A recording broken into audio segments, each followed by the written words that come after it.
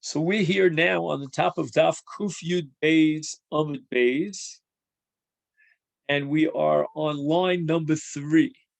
Our Bodvar Tziva Rabbeinu HaKadosh is Bana. So we're back to the 4 legacies of Rebbe for his children. And we'll go through them one by one. Number 1, Al Tadur Be, don't live in a place called Shechnitziv, Mipnei Deleitzani Havu, that the people who live in that city are cynics, I would say. Cynicism, leitzanis, is something that's very catchy and very powerful.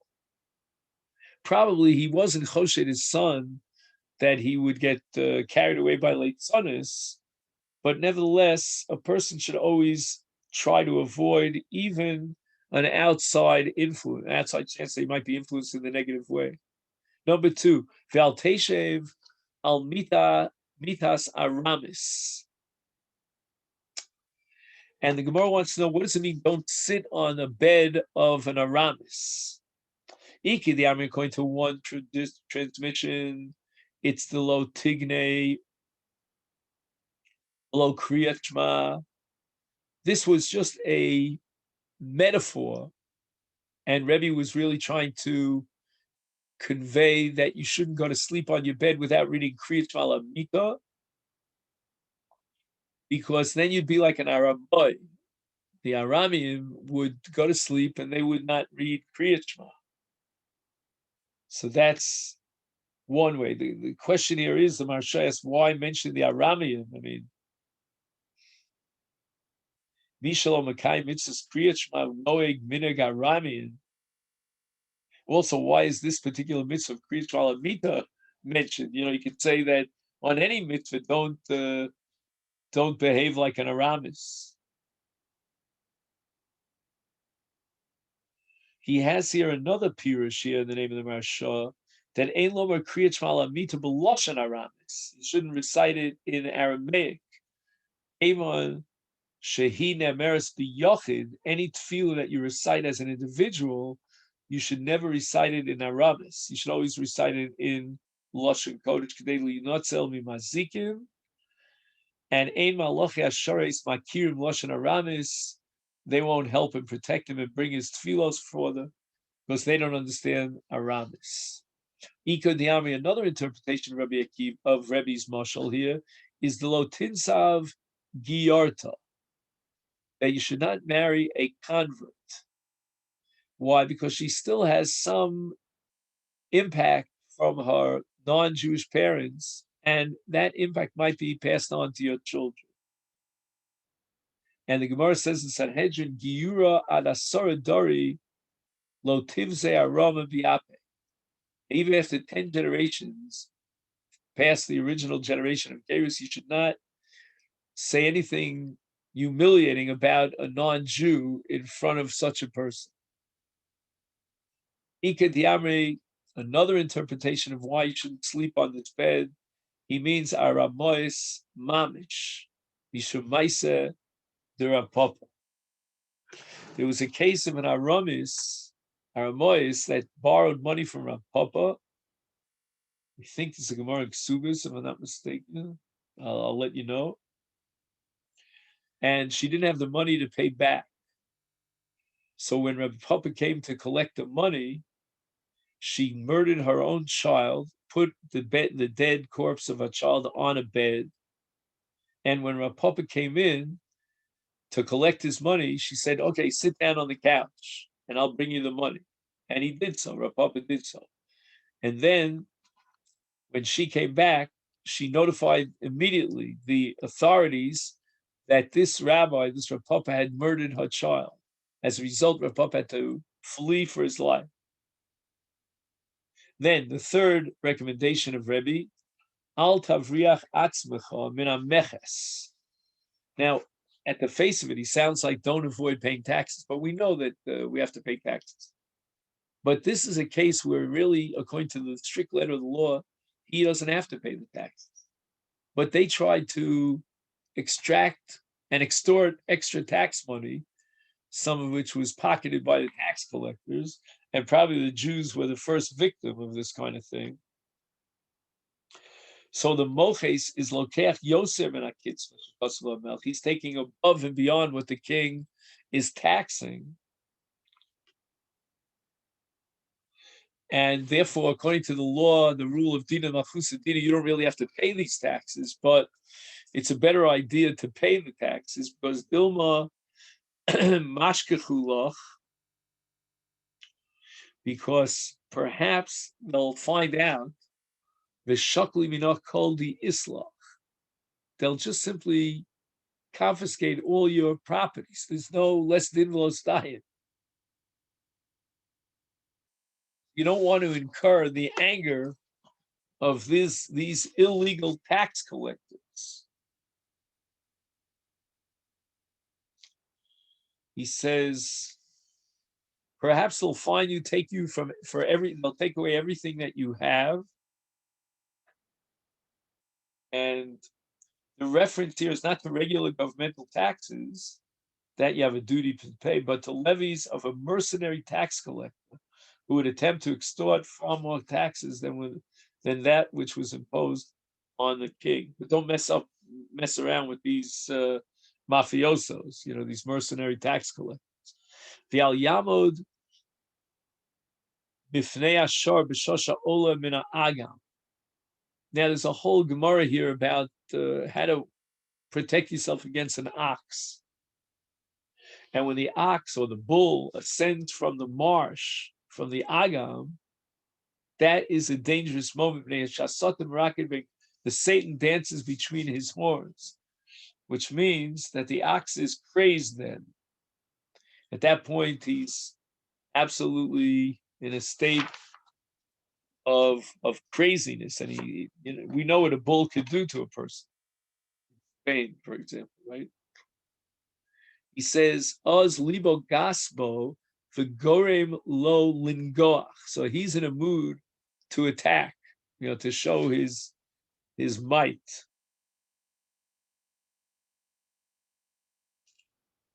Okay, that's called libo gas.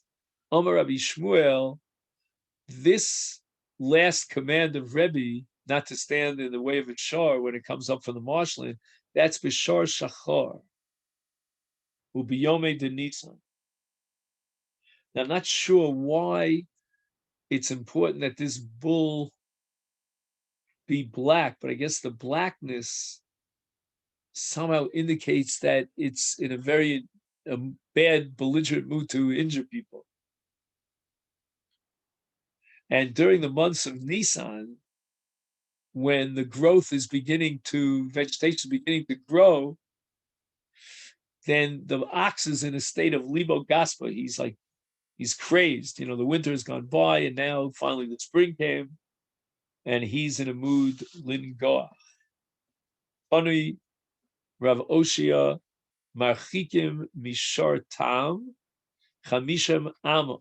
So shar tam was only nogeach once, twice, or, well, again, that's machlokus had a little bit, but maybe thrice. But in any event, he's not yet a shar muad. 50 am is enough. But the shar muad, who's already, again, according to one sheet, he's already, when there was nogeach, the fourth negicha, because you need a hasra between each negicha. So after the first, it was hasra, after the second hasra, after the third hasra. But anyway, let's just say it was after the third negicha, is then kimlo enov. Don't go anywhere near the ox. It's not enough to be 50 amma away. It's got to be totally out of your eyesight. Tana mishmeid Rabbi Meir, reish Torah b'dikula. The head of an ox or a bull can be found inside a basket that he's eating from it, and the bull is so preoccupied with eating, sakla igra. In such a case, climb up to the roof, ushtei darga mitusach, and make sure that the ladder that you use to climb up is completely removed, so that the shor itself should not follow you up and climb up the ladder. Now, I don't know that a shor could actually climb up a ladder. So let's see if we can understand this. He says that if the head of the bull is busy buried in its feeding basket, and you would think that that's a good time that the shah is busy, he's preoccupied, and therefore you're protected, you're secure, is nevertheless go up to the roof and throw down the ladder from under you to ensure that the bull will not follow you up the ladder. This is not to be understood literally, for bulls do not climb ladders. Again, in comic books, books that you read to children, bulls are climbing ladders. But it means exercise extreme caution. So we have to be very worried about bulls. Amar Rav, Nizha de Torah hein. If one wishes to chase away a bull or to induce it to work, he should shout hein. Nizha de Aryeh, right? If you want to cry out to chase away a lion, is zeh. Nizha de Gamla da. The cry for a camel is da. Nizha de Arva, which is a large boat.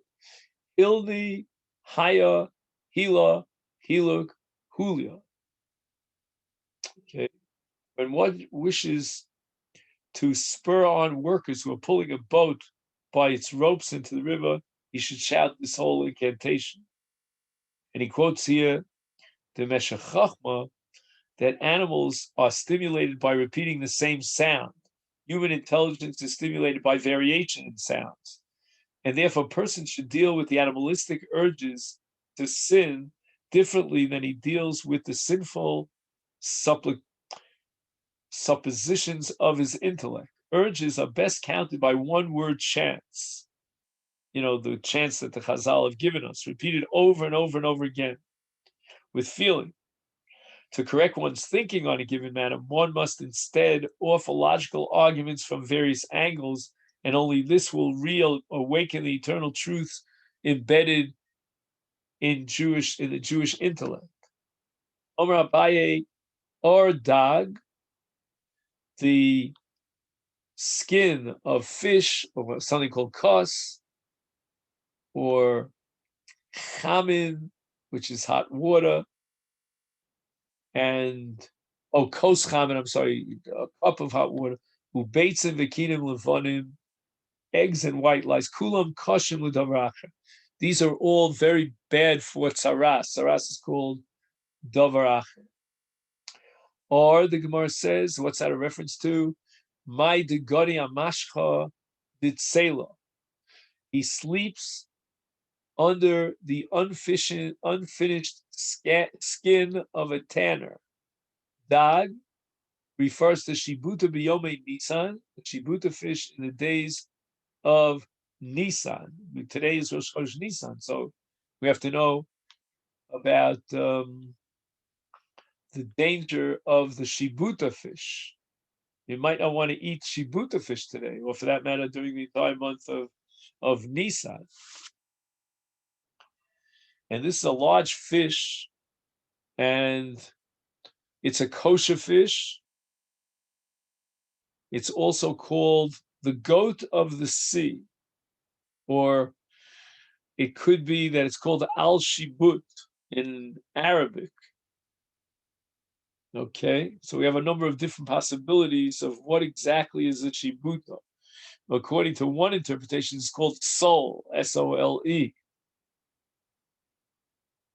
Kos is shiura kosa deharsana. This is the leftover of the deharsana. Remember, the deharsana was that concoction of flour and oil that's fried with fish. Okay. Chamin is chamim de chamimi de michadre iluye. Extremely hot water. I don't know why he would pour such hot water, but it's very dangerous. Beitzim, that refers to man the midrach, aklipin, to stepping on eggshells. That's very dangerous. Kinim levonim, or white lice. Mande mechavra levushe. Oh, this has to do with laundering your clothes on a regular basis. He says, Mande mechavra levushe. Mechavra is whiten, to whiten his clothes, meaning to launder his clothes. That's going to eliminate the lice. Velo notir le tanya Yomi v'hada levushale. He should wait 8 days since the laundering before he wears the laundered garment. Because then he knows by then that all the lice are gone. Baryon hanach kinin, v'kashin l'dovrach.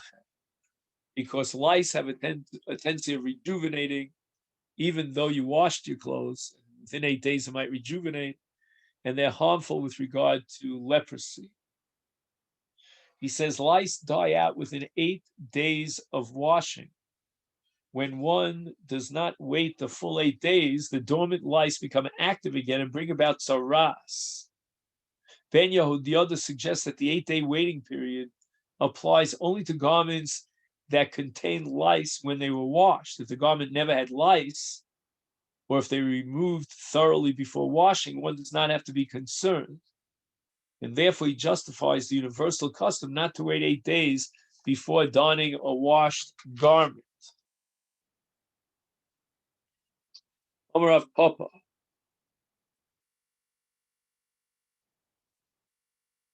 Besa de ispe shunra. It's good to have a cat in your house. Lo nail ba inish below misane, but be careful not to enter it without shoes. My timer, mishum de shunra katil lechivya v'achale. Although it's good that the cats will eat the snakes, but ispe bechivya garme ktine. There are little parts of the snake that might fall on the floor, and therefore iyasivle garma de chivra al kare. Kare means his leg or his foot. So if let's say he gets a piece of this shell or bone, I don't know what it is, of a snake, and it gets caught in his foot, that's kind of dangerous. He could be amri, according to a second presentation, besa de lespe shunra. If you have a house that doesn't have a cat, lo nail be inish beachra. Don't go into it at dark, my timer, because there's no cat to get rid of the snakes. Is Dilma Michrach Be Chivra V'Loyoda. A snake will wrap itself around his leg, and he doesn't know about it. It's pitch black at night in darkness, right?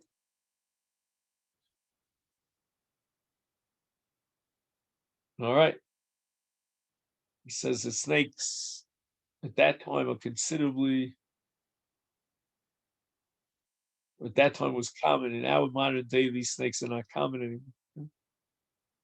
Shlosh Dvarim Tziva Rabbi Shmuel Rabbi Yossi S. Rabbi. Now we go on to Rabbi Shmuel, who gave 3 instructions to Rebbe. And it's very difficult to say that this is Rebbe. Rabbi Shmuel, the son of Rabbi Yossi, was a student of Rebbe. So Rabbi Chanal has a different gears over here. Should say Rav instead of Rebbe. And Makish Simon. Okay, this is a mnemonic device. And there are 3 instructions of Rabbi Shmuel. Number 1, al tas mum biatzmacha, don't inflict a wound upon yourself. What does that mean? Maihi, what does he have in mind here? Why would anyone do such a thing? A violation of a law of rights. And he says, lo tehevi lach dina hadi tlosa.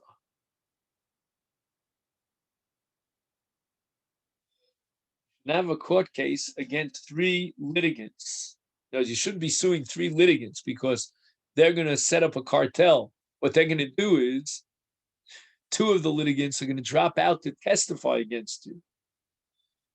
Techad havi baldinach, one of them will be your litigant, your counter litigant in court. Utrei Sati, and the other two will be witnesses, and they'll testify against you. They'll easily defeat you. Now, the truth is that if these three individuals really have a good claim against so and so, then what they're doing is absolutely morally acceptable. But legally, according to Allah, it's not acceptable because litigants are not allowed to serve as witnesses. They're not going to tell the court that they are litigants. They can just show up as witnesses, and that's a violation of Midvar Sheker Tirch.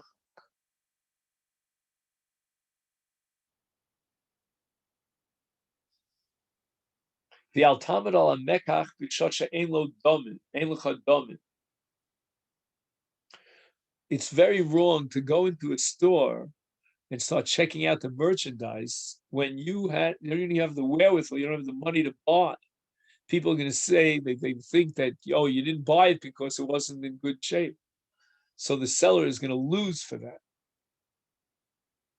Alternatively, the buyers will lose because they'll see that there are other people kilu interested in buying it. They'll pay a higher price. Outbid anyone else.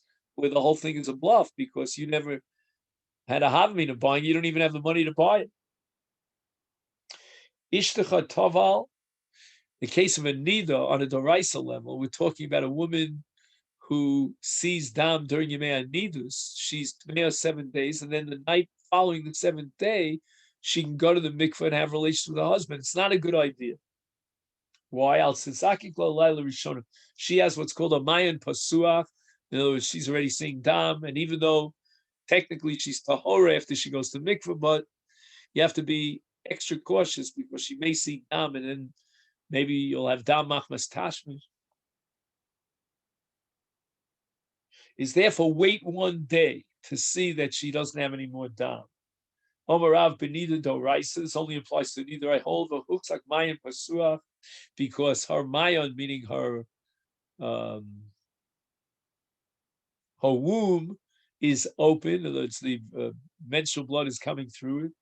Dilma Moshcha Ziva. And maybe she'll have more Ziva, flow of Ziva blood during cohabitation. Shloshid Varm Tziva, Rabbi Yossi, Rabbi Yehudas, Rabbi. Al Tetzi Yechidi Balayla. It's not a good idea to walk out alone at night. Al Talmud B'nei Ner Orum. Even a man has to be tzniustic about his own body. He shouldn't stand naked in front of lights that people can see him. V'alti kones lemerchatz chodosh shemati foches. Don't be the first one to take a bath in a newly opened bathhouse because, especially back in the day of Chazal, the bathhouses were built over large space containing heated water. The collapse of the floor would place those standing in such danger they could fall into the fire. And therefore, I don't know if you know Versailles, if you remember that, but anyway, you have to be very, very careful about the Beis HaMerchatz. Don't be the first one to run and go there. Make sure that the Beis HaMerchatz has a record and it's proven that it's got solid foundations. The floor is very solid. It's not going to give way. On Kama, how long of a period of time should you wait until the bathhouse has proven itself that it's a solid foundation? Amar Rabbi Yeshua ben Levi, ad shnei masar chodesh. He should wait a full 12 months. Then he doesn't have to worry that it might the ground might collapse. Al Talmud b'nei aner orum, the Sanya, the Bryce says, Omer b'nei aner orum havi nichva. Now we have a whole series of let's say violations of a moral nature in which there'll be epilepsy will be the result. One of them is standing naked in a way that he exposes himself to possibly other people seeing him. It's got an aura ner. He has a whole discussion here about modesty for men.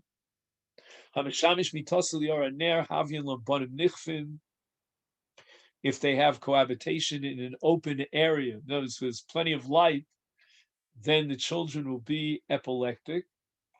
And this need of tznius applies even if they're beyond the age of having children. And Gemara Nida says that's forbidden to cohabit by day Again, a Talmid Chacham is allowed to cover up with a blanket, with a talus, but this should not be done absolutely exposed. Tana Rabbana, we learned to the Brisa, V'shamish mitoso al mito shetinok yoshin. Now, I'm not sure exactly what the problem is. If there's a child sleeping on the same bed, I don't know if this is it might be a newborn baby. I don't think there's an issue. We have sneers. If I wasn't afraid, I would just say that what we're worried about is that during the intimacy, the child might fall off the bed and hurt himself. But yet it says the punishment is also tinok nichva. The child will be struck with epilepsy. And this only applies to a child who's less than a year old. Aval havi bar shato leslan ba. Again, that doesn't fit into my perspective, because even if the child is 1 year old, we still have to be afraid that he might fall off the bed. Maybe if he's 1 year old, he won't fall off. I don't know. He says, Lo amaran ella de gani lahadi kare. And this only applies when the child lies near the foot of the bed. Again, that could support my pshat, that then he might fall over. Avagani lahani resha leslan ba. If the child lies near the head of the bed, I guess between the bed and the wall behind it, so he's protected, then there's nothing to be concerned about. Lo marna el delo manach yadei luye. And this only applies where he's leaving the child alone. He doesn't put his hand on the child. If he holds the child with his hand, then there's nothing to be concerned about. Again, it sounds like we're worried simply about the child falling off the bed. But the Aruch HaShulchan writes that this is something beyond our rationale, and this tradition is basically something that was handed down by our holy teachers in the reflecting Kabbalistic notions. Al teitze yechidi balayla. Don't go out alone at night. The Sanya we learned to the Brisa. Yetze yechidi balayla. A person should not go out alone at night. Lo belayli revis, below belayli shabbosos. Neither on Tuesday nights nor on Friday nights. Mipnei she'ogras bas machlas u'shmones ribuy shel malachei kavola yotzim. Because Agras Bas Malchus, and we have to know based on Kabbalah exactly who she was, but she was again one of the heads of this Pamalia here. She has 18 myriads of angels of destruction, and they go forth on those 2 nights, Friday nights and Tuesday nights. Each one of these myriads of angels is given permission on high to inflict harm on his own. He says, people indeed did not venture out on these nights. Okay, now why these nights? Okay. So this we're going to get to here in the next Gemara. Originally, they were prevalent. In other words, these kinds of demons were prevalent every single night of the week. It didn't make a difference what night of the week.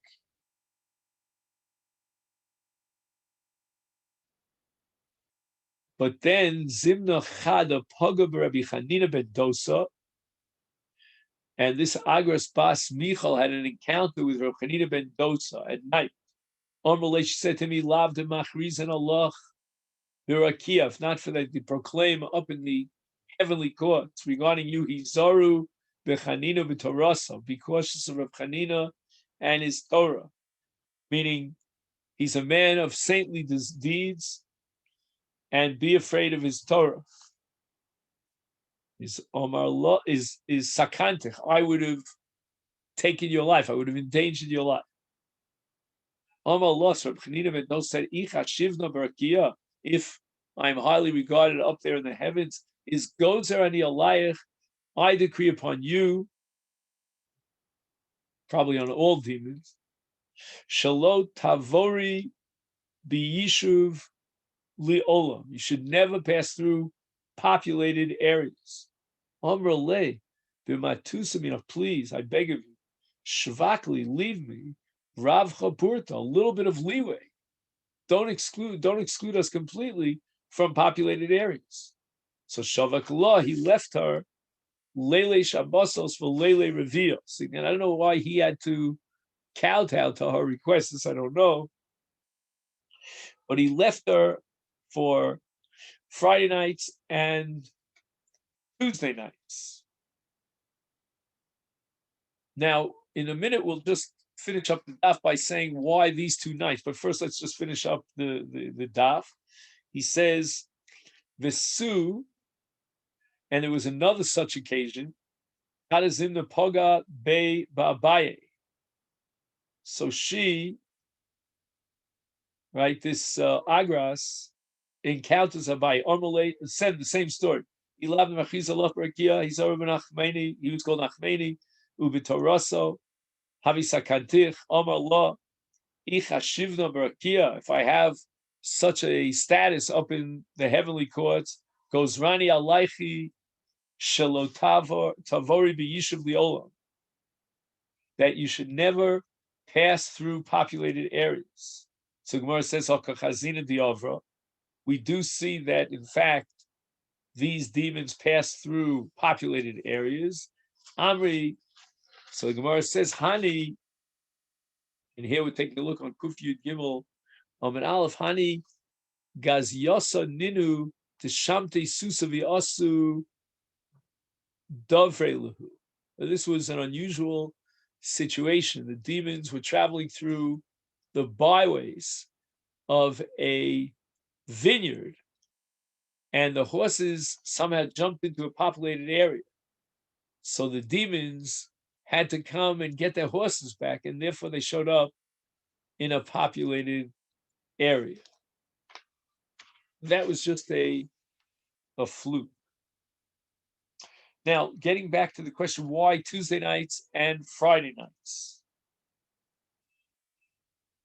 It would seem that these were 2 nights of the week where the people of the villages would not frequent the streets at night. All other nights, the villages living in small communities around the city would frequently be on the road. So we didn't want to allow the demons to have control when the masses of the people are on the road. On Sunday night, the villagers traveled to hear the reading of the Torah on Monday. On Monday night, those who tarried in the city the whole day would return. On Wednesday nights, they traveled to the city to hear the reading of the Torah on Thursday morning. On Thursday nights, they returned. On Saturday night, those who stayed in the city for Shabbos returned. But on Friday nights, since there's no heter for traveling, they weren't traveling. So they weren't out there in the streets. On Tuesday nights, there was no need to do so. There was no purpose for them to travel.